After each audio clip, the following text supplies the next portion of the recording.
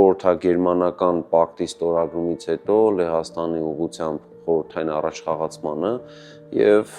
Ուկրաինայի արևմտյան եւ Բելարուսի արևմտյան մասերի խորհրդային միությանը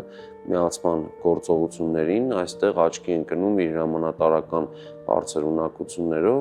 այնուհետև հայրենական մեծ պատերազմում հենց նա դրսևորում է բավական լուրջ հմտություններ եւ պատահական չէ արդեն 1942-43 թվականներին նրա աճը տարբեր պաշտոններով եւ նա հասնում է մինչեւ փաստորեն խորհրդային ուժերի ռազմավիացիոն ուժերի շտաբի պետի պաշտոնի եւ մինչեւ փաստորեն հրամանատարի տեղակալի պաշտոնին ստացվում է որ նա խորհրդային միության ավիացիայի գլխավոր դեմքերից մեկն էր ընդ որում խորհրդային միության ավիացիայի մարշալ կոչումը ստեղծվում է 43 թվականին եւ նա արդեն 44 թվականին արժանանում է զինվորական այդ կոչմանը, բարձրագույն սպայական այս կոչմանը։ Նախագծի գլխավոր գործընկերն է Converse բանկը, ֆինանսական աշխարհի ձեր հուսալի գործընկերը։